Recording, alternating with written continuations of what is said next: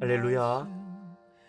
주님의 평안으로 문안드립니다. 하나님의 은혜와 평강이 사랑하는 모든 설린 가족들과 함께 하시기를 주님의 이름으로 축복합니다. 오늘 32번째 설린 수요 성경 공부 12 예언자의 영성 그 6번째 시간 요나의 영성에 참여하시는 성도님들 주님의 이름으로 환영합니다. 오늘 요나 선지자를 말씀을 통해서 만나게 됩니다. 오늘은 이렇게 부제를 정해 보았습니다. 하나님의 자유와 긍휼을 망각한 자 누구인가? 하나님의 자유와 긍휼을 망각한 자 누구인가? 오늘 공부를 통해서 우리의 신앙이 한층 더 성장하고 성숙할 수 있게 되기를 기대합니다. 우리 공부 시작하기 전에 기도할까요?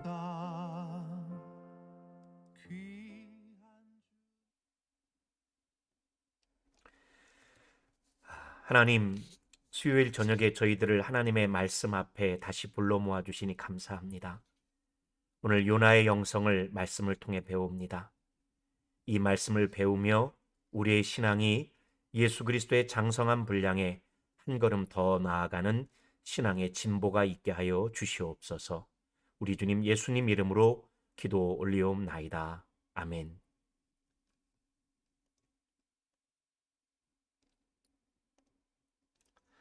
오늘 우리가 요나서를 배우게 됩니다. 배우기 전에 우리가 항상 공부 전에 만나게 되는 한 분이 계십니다. 우리 김윤희 박사님. 오늘 제가 오전에 보내드린 요나서 개요를 살펴보셨는지 혹시 보시지 못했더라면 오늘 공부 마치고 꼭 이 영상도 한 번 더 보게 되시기를 부탁을 드립니다. 유튜브에 가셔서 성경 에센스를 검색하시면 김윤희 박사가 성경 66권 전체 개요를 한 5분가량 각 권마다 5분가량씩 설명하는 아주 좋은 영상이 계속 나열되어 있습니다. 한 번쯤 살펴보시면 우리 신앙에 큰 도움이 되리라 생각합니다. 요나서는 다른 예언서와 무척이나 다릅니다. 우리가 알거니와 문서 예언서는 해당 예언자가 하나님의 말씀을 받고 그 말씀을 그 시대의 사람들에게 대언하는 하나님의 말씀을 선포하는 책이 예언서입니다.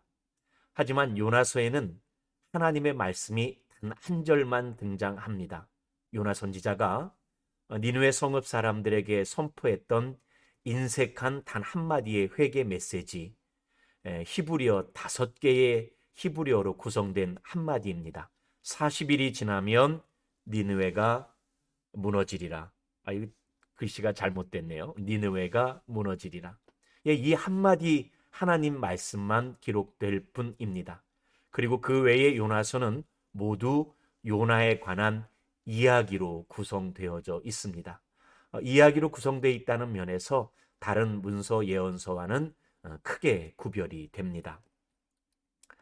요나 이야기는 우리 성도님들 잘 아시죠? 4장밖에 되지 않는 짧은 책입니다. 더 언급하지 않습니다. 1장에 보면 하나님께서 니느웨로 가라는 그 말씀을 어겨서 땅끝 다시스까지 요나는 향하게 됩니다. 그 배에서 풍랑을 만나게 되고 요나는 자신으로 인해 풍랑이 있는 걸 알게 되고 뱃사람들은 요나를 아끼긴 하였으나 어쩔 수 없이 요나를 바다에 던집니다. 2장에 가면 우리가 잘 아는 이야기, 큰 물고기가 하나님께서 예비하셔서 큰 물고기로 요나가 큰 물고기 뱃속에 들어가게 되죠. 그 뱃속에서 요나는 회개하며 하나님께 기도하는 장면이 등장합니다. 3장에 이르러면 요나가 울며 겨자 먹기식으로 니느웨에 가서 아까 말씀드렸던 40일이 지나면 니느웨가 무너질 것이라는 그 한마디 말씀을 인색하게 전할 뿐이었지만 놀랍게도 니느웨는 왕으로부터 모든 백성 심지어 육축들까지 죄를 뒤집어 쓰고 온성이 회개하게 되고 하나님의 진노는 그들의 회개로 인하여 다시 거두게 됩니다. 그리고 우리가 잘 아는 4장에 이르러면 요나와 박농쿨 이야기가 나오죠. 하나님께서 그 요나를 깨닫게 하기 위하여 하나님의 마음을 제대로 전하기 위하여 박농쿨을 통하여 요나를 가르치고 요나는 끝까지 완고한 모습을 고집하는 장면이 요나서 4장에 등장합니다. 우리 오늘 말씀 마치고 난 다음에 이미 읽으셨겠지만 혹시라도 읽지 않으신 분들은 4장밖에 되지 않는 아주 짧은 책입니다. 요나 1, 2, 3, 4장 꼭 한번 읽어봤으면 좋겠습니다. 요나서에서는 방금 제가 이야기해드린 1, 2, 3, 4장 요나의 이야기 전체에 대해서는 우리가 생략하고 요나 한 사람 인물에게만 집중하려고 합니다. 그 이유는 첫 번째는 성도님들 요나서를 읽어보신 분들 아마도 다 알고 계시겠지만 요나서에 등장하는 모든 등장인물과 또 요나서에 등장하는 모든 하나님의 피조물들은 다 하나님의 주권 아래에 하나님의 뜻대로 순종하고 하나님의 은혜 가운데 회복됩니다. 바다에서 광풍이 불어 배가 기울게 되었을 때 그 뱃사람들은 요나의 하나님께 기도하게 되고 그 뱃사람들도 구원받게 됩니다. 패역한 니느웨 백성들 요나가 전한 그 짧은 인색한 메시지를 듣고 하나님 앞에 돌아섰을 때 그들도 구원받게 됩니다. 요나서에 등장하는 많은 피조물들, 큰 바람, 바다, 큰 물고기, 박넝쿨, 벌레, 동풍, 해 등등에서 모든 피조물들은 하나님의 뜻대로 순종하게 됩니다. 그런데 단 한 사람, 요나만이, 이스라엘 사람인 요나만이, 그것도 하나님께서 쓰시는 선지자인 요나만이 하나님의 주권에 맞서고 하나님 앞에 불순종합니다. 오죽하면 우리가 찬양 가운데 불순종한 요나와 같이도라는 찬양이 있을 정도겠습니까? 그런데 놀랍게도 불순종한 요나, 하나님의 주권 앞에 맞서는 요나를 하나님은 상대하십니다.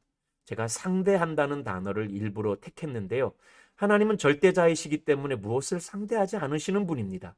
그런데 그 하나님의 절대 주권 앞에 맞서고 있는 요나를 그저 하나님 심판하거나 징계하지 아니하시고 그를 상대하시고 요나를 돌이키기 위하여 가진 애를 쓰시는 모습이 요나서에 등장합니다. 우선 요나에 집중하기 위해서 과연 그 요나가 누구일까? 그런데 성경에 보면 요나서의 그 어느 시대란 말이 역시 등장하지 않습니까? 지난주에 오바댜도 그랬던 것처럼 그와 같습니다. 그런데 다만 열왕기하 14장 25절에 보면 이 요나가 등장합니다. 이렇게 기록되어 있습니다. 이스라엘의 하나님 여호와께서 그의 종 가드 헤벨 아미떼의 아들 선지자 요나를 통하여 하신 말씀과 같이 여로보암이, 여기 여로보암은 여로보암 2세입니다. 여로보암이 이스라엘 영토를 하역하되 하맛 어귀에서부터 아라바 바다까지 하였으니, 열왕기하 14장 25절에 요나가 등장하여 당연히 이 인물인 줄로 압니다. 주전 8세기 인물이고 여로보암 2세는 북이스라엘의 가장 전성기를 구가했던 임금입니다. 그런데 많은 신학자들은 이 인물이 과연 요나서를 기록한 그 인물 요나일까라는 데에는 많은 의구심을 가지고 있습니다. 왜냐하면 요나서의 시대적 배경이 되는 것은 한번 우리가 요나서를 보면 아시겠지만 이스라엘 사람들은 이방 민족과 철저히 단절하려는 모습이 보이거든요. 요나가 이방 민족에 대해서 하나님께서 심판하는 것에 대해서 계속해서 하나님을 강요하지 않습니까? 그런데 반대로 니느웨 사람들은 하나님 말씀 앞에 금세 회개하여 돌아서거든요. 그러니까 이방 민족들은 이스라엘 신앙, 야훼 하나님 신앙으로 귀회하는 일들이 많이 빚어졌더라라는 얘기죠. 그러면 이때가 어느 때일까 생각해 보면 우리 느헤미야서를 읽어봤지만 에스라 느헤미야 시대의 에스라 느헤미야서에 기록된 내용을 보면 이방인들을 철저히 배척하는 장면들이 기록되어 있지 않습니까? 그런데 반면 그때로부터 많은 이방인들이 유대교로 귀회하는 모습들이 많이 등장하거든요. 그래서 많은 구약신학자들은 요나서를 기록한 그 요나라는 인물은 아마도 포로기 이후에 페르시아가 다스리던 어느 시대의 인물 아니겠느냐. 그래서 동명이이거나 아니면 주전 8세기 요나란 인물의 이름을 차용한 경우가 아니겠느냐라고 생각하는 것이 지배적인 학설이긴 합니다. 어쨌건 요나가 누구인지에 대해서는 확실치는 않습니다. 좀 본론으로 들어가 보겠습니다. 요나서에 보면은 먼저는 니느웨의 악이 고발됩니다. 성도님들 아시다시피 니느웨는 아수르의 수도입니다. 아수르란 나라는 세계 고대 근동의 제국들 가운데 가장 악명 높은 제국입니다. 피지배 국가를 아주 유린했던, 아주 참 매섭고 무서웠던 나라인데, 그 나라의 수도 아수르입니다.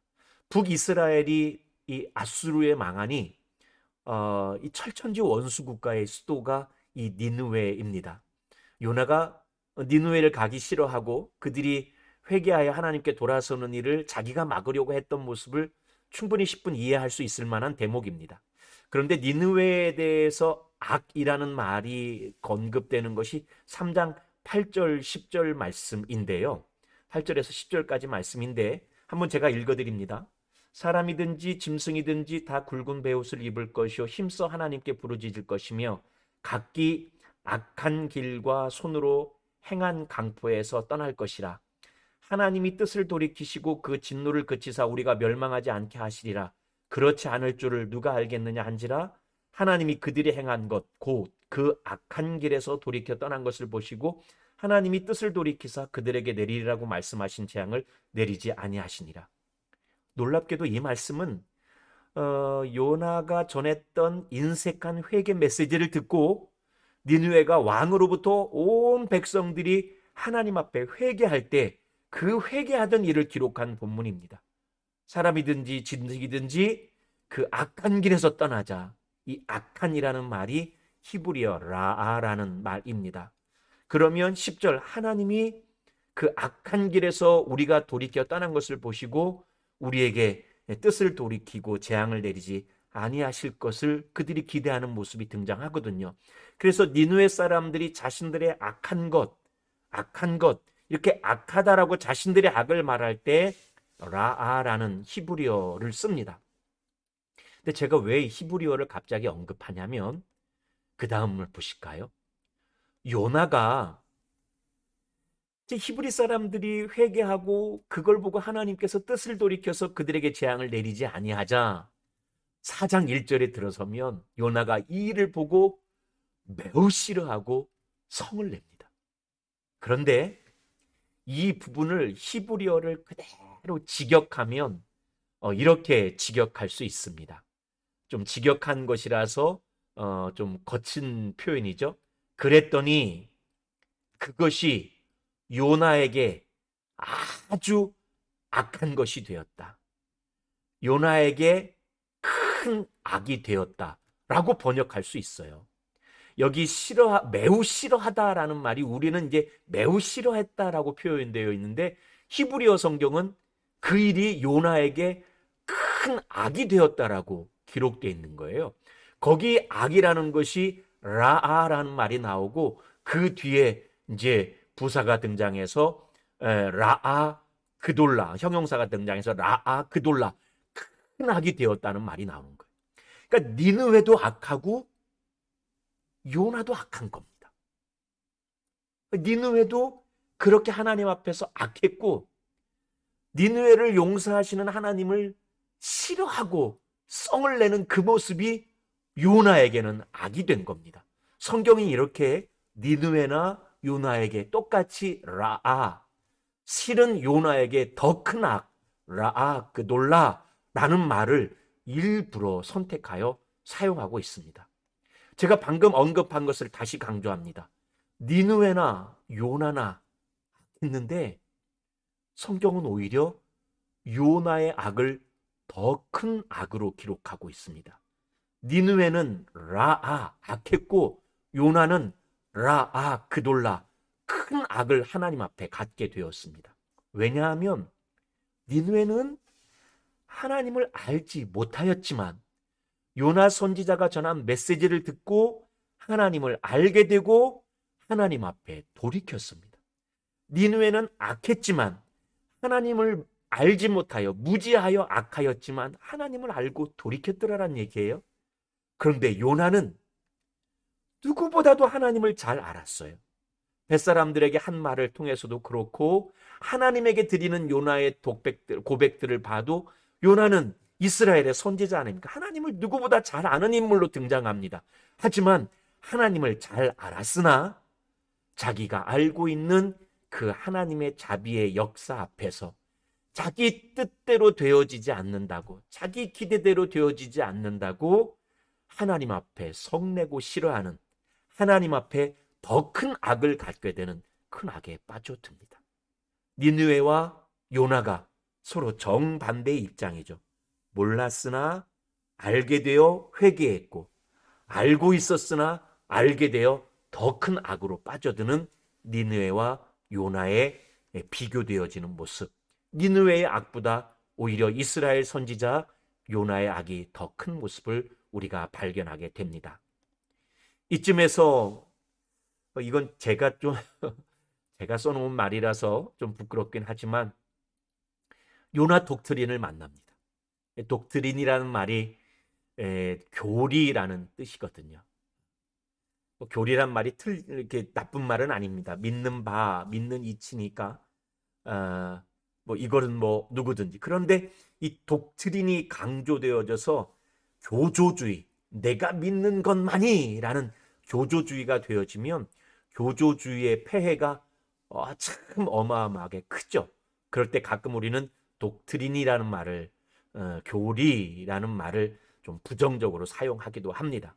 그런데 요나에게는 이 독트린, 교리라는 것이 좀 부정적으로 사용됩니다. 요나의 교리, 요나의 독트린은 뭐였냐면, 같은 하나님이지만 하나님이 택한 이스라엘 선민에게는 하나님 늘 자비로우셔야 되고, 이방에게는 하나님 정의로우셔야 된다고.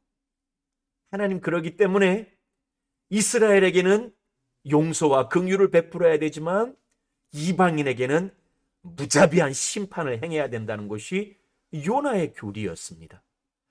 그러니까 요나는 전지전능하신 하나님, 만군의 여호와 하나님, 열방을 다 다스리시는 하나님, 온 천지 만물 만유의 주제 되신 그 크고 두려우신 하나님을 이스라엘의 하나님으로 가두려 한 겁니다. 요나는 하나님의 무궁무진하신 그 하나님의 자유를 자신이 생각하고 뜻하는 바 자신의 교리 안에 가두려 한 겁니다. 이게 요나의 잘못, 요나 독트린, 요나 교리였습니다. 그런데 사랑하는 성도님들, 이 모습이 요나의 이런 자기 독트린, 자기 교리가 이 요나의 마음을 그냥 아주 옹색하게 하고 굳게 만들자 요나에게서 나타나는 심각한 영적 질병이 있었는데, 그게 무엇이냐면 병적인 자기 확신과 완고함, 고집스러움이었습니다. 특별히 요나가 4장 1절에서 여호와 하나님께 성내고 싫어하고, 아까 말씀대로 여호와 하나님께 큰 악을 갖게 되면서 하나님께 따져 묻는 이야기가 2절, 3절에 기록되어져 있는데, 2절, 3절에 보면 나, 에고, 이 나라는 말이 우리 성경에는 한 번, 두 번, 세 번, 네 번, 5번이 나오는데 히브리 성경에는 9차례가 등장합니다. 지금 보시는 것 가운데 괄호친 것은 히브리 성경에는 있는데 우리말에는 없는, 우리 성경에는 없는 거거든요. 히브리 성경을 제가 포함해서 제가 한번 읽어보겠습니다. 요나가 하나님께 지금 자기 뜻대로 안 됐다고 하나님께 항변하고 고집을 피는 장면인데, 한번 그때를 염두에 두고 생각해 보시며 읽어보셨으면 좋겠습니다. 여호와께 기도하여 이르되, 여호와여, 내가 나의 고국에 있을 때 이러하겠다고 내가 말씀하지 아니하였습니까? 그러므로 내가 빨리 다시스로 도망하였사오니 주께서는 은혜로우시며 자비로우시며 노하기를 더디하시며 인애가 크시사 뜻을 돌이켜 재앙을 내리지 아니하시는 하나님이신 줄을 내가 알았음이니이다. 여호와여, 원하건대 이제 내 생명을 나로부터 거두어 가소서. 내가 사는 것보다 죽는 것이 내게 나음이니이다. 하나님, 내가 그럴 줄 알았다니까요. 하나님 용서하실 줄 알았다니까요. 내가 고향 땅에서 내가 그럴 줄 알았다니까요. 내가 그래서 다시스로 갔다니까요. 내가 이럴 바에야 이제 나 죽었으면 죽겠습니다. 내가 사는 것보다 내가 죽는 것이 내가 낫습니다. 내가 병적인 자기 확신, 병적인 자기 고집, 완고함, 하나님 앞에서 이 심각한 영적 질병에 빠진 겁니다.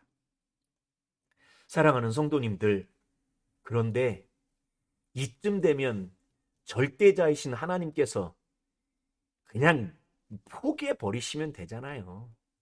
요나 너 같은 것, 너 아니면 내가 쓸 사람 없냐? 근데 하나님 한 거 후회하지 아니하시고 끝까지 붙들어서 사용하십니다. 하나님 택한 사람 포기하지 않으십니다. 참 그 사실이 때로 목사로 살아가는 저에게 큰 위로가 되고 힘이 되고 은혜가 됩니다. 하나님, 이런 고집스러운 완고한 자기 교리에 푹 빠져버린 그러한 요나를 포기하지 아니하시고 요나를 위해서 하나님 친히 일하십니다. 요나서를 보면 하나님 때로 큰 바람을 준비하시고 큰 물고기를 준비하시고 박넝쿨을 준비하시고 벌레를 준비하시고 동풍을 준비하시고 뜨거운 장렬하는 태양을 준비하셔서 요나를 가르치시고 돌이키시려고 무척이나 애쓰시는 하나님을 보게 됩니다. 그 하나님께서 오늘 저와 여러분을 위해서도 힘쓰고 애쓰고 계시는 줄로 믿습니다. 그런데 놀랍게도 사람이 이렇게 완고하면, 이렇게 사람이 자기 집착, 병적인 자기 확신에 빠지면 사람이 이 지경에까지 이릅니다. 4장 9절에 차마 사람이 하나님께 해서는 아니 될 말을 요나는 감히 하나님께 입을 열어 내뱉습니다. 이렇게 말합니다. 하나님이 요나에게 이르시되 내가 이 박넝쿨로 말미암아 성내는 것이 어찌 옳으냐 하시니 그가 대답하되 내가 성내어 죽기까지 할지라도 옳으니이다. 사람끼리도 옳고 그르냐 싸울 때 목숨 걸고 싸우시더라고요. 내가 죽으면 죽었지라고 얘기하면서 이게 옳아 얘기하더라고요. 그럴 수 있죠. 사람끼리의 이야기죠. 지금 요나는 하나님 앞에 맞서고 있는 겁니다. 하나님이 네가 지금 박넝쿨 하나 때문에 성내는 것이 옳으냐? 라고 물을 때 그렇죠, 옳지요. 내가 죽을지언정 내가 끝까지 옳지요. 참 너무 가슴 아픈 모습입니다. 마지막에 하나님은 그 말씀 하기 전에 하나를 더 볼까요? 이 요나의 모습 보면서 제가 요나 신드롬이라고 표현을 했습니다. 요나 증후군, 요나 같은 병적 증세가 이렇게 막 다발로 나타납니다. 지금 요나를 읽어보면. 그래서 제가 한마디로 이렇게 했었습니다. 자기 진리로, 내 교리로, 내 독트린으로 하나님의 진리를 거스르는 그 교만, 이게 요나 신드롬입니다. 내가 생각하는 옳은 바, 내가 생각하는 옳다는 바를 가지고 그게 하나님의 진리라 할지라도 하나님의 진리를 가로막고 거스를 정도로 교만해지는 이 요나 신드롬, 요나 증후군. 요나에게만 나타나는 일이 아닙니다. 요나도 그랬고요. 여러분 마태복음 20장의 포도원 일꾼들 기억하시죠? 아침 9시, 정오, 오후 3시, 오후 5시에 포도원 주인이 일꾼 부르잖아요.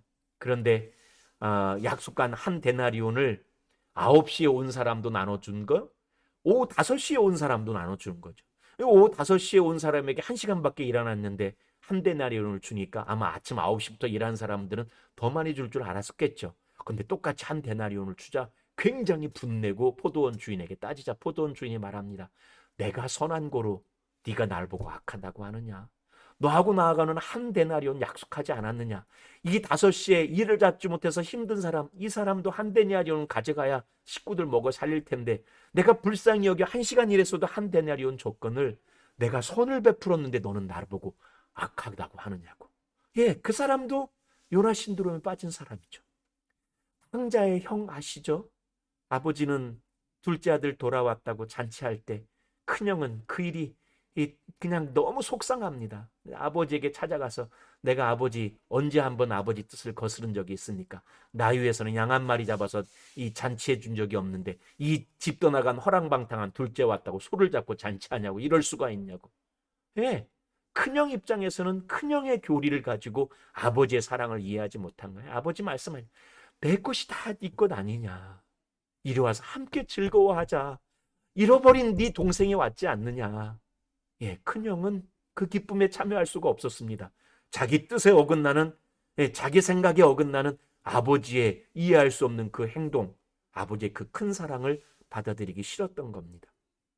베드로도 마태복음 16장에서 주는 그리스도시요 살아계신 하나님의 아들입니다 고백하고 난 다음에 예수님이 그때서야 십자가의 고난, 순환을 이야기하자 그리마옵소서, 절대로 그 일이 없을 겁니다. 그때 예수님 사탄아 내 뒤로 하잖아요. 베드로도 메시아에 대한 자기 교리가 있었던 거예요. 메시아는 그럴 수 없는 거죠. 그런데 하나님의 메시아 예수 그리스도는 고난받는 메시아였거든요. 자기의 확신으로 참 메시아이신 예수님의 길을 가로막는 거죠.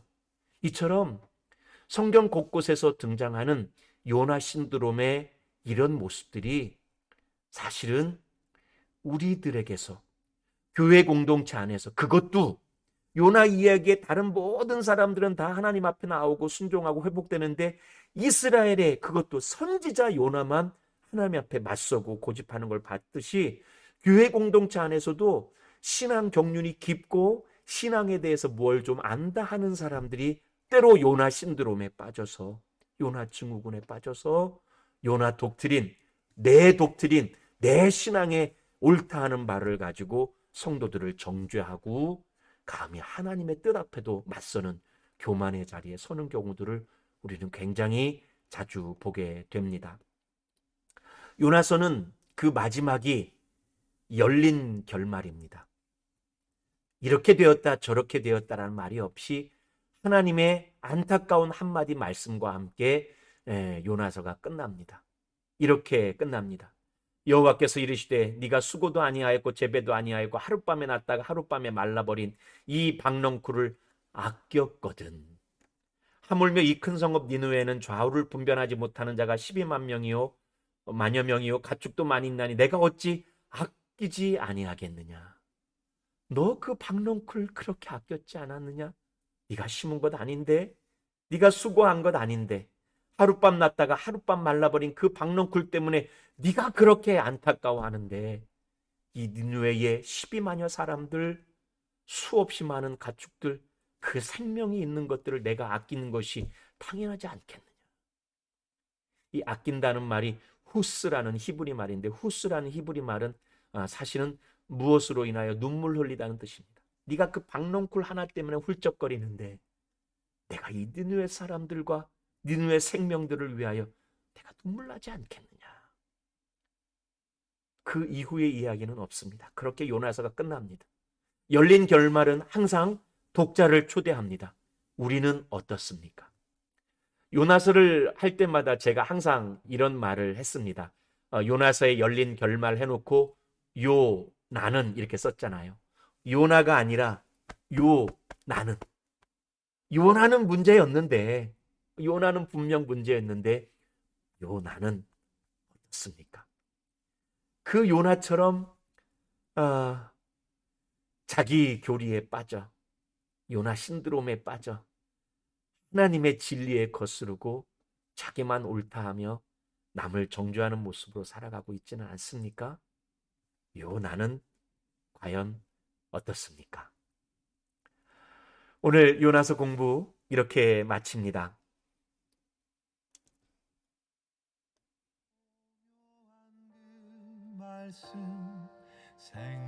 오늘 요나서 공부 어땠는지요? 재미있었는지요? 유익했는지요? 은혜로웠는지요? 오늘 말씀 배운 거 잊지 마시고 신의 옳다는 말을 가지고 하나님의 진리 앞에도 맞서는 교만 가운데 빠지지 맙시다. 자신이 옳다는 말을 가지고 남을 배제하고 남을 정죄하는 그런 잘못에도 빠지지 맙시다. 하나님 아버지의 마음을 이해하고 하나님의 그 너른 품을 우리도 가져서 많은 사람들을 품고 사랑하고 기도해 줄 줄 알고 하나님께로 인도하는 성숙한 저와 여러분 되시길 바랍니다. 다음 주 광고하겠습니다. 다음 주에는 12 예언자의 영성 7번째 시간입니다. 호세아, 미가, 요엘, 아모스, 오바댜, 이제 요나했죠. 이제 미가 할 차례가 벌써 됐네요. 미가의 영성 공부할 거고요. 미가의 영성의 부제는 약자들의 울음에 민감한 자 누구인가? 약자들의 울음에 민감한 자 누구인가라는 제목으로 공부하려고 합니다. 다음 주 공부하기 전에 미가서 꼭 한번 읽어보시는 거 잊지 마시고 김윤희 박사의 미가서 개요 보내드릴 테니까 한번 보시는 것도 잊지 마시기 바랍니다. 이제 내일부터 설 명절 연휴가 시작됩니다. 오가시는 걸음들 있다면 기도하시고 즐거운 여행길 되시고 좋은 소식 많이 주고받고 오는 설 명절 되셨으면 좋겠고요. 코로나19로 인해서 찾아뵙지 못한다 할지라도 주고받는 소식들이 기쁨의 소식, 즐거움의 소식, 평강의 소식 되기를 간절히 기원합니다. 남은 설 명절 한 주간 잘 지내시고 우리 주일 예배 때 만납시다. 지난주부터 주일 예배가 1부 예배, 2부 예배 오전 9시, 11시로 나누어 드리고 있습니다. 기억하시고 주일 예배 참여하시기를 바랍니다. 감사합니다. 고맙습니다. 행복한 저녁 보내세요.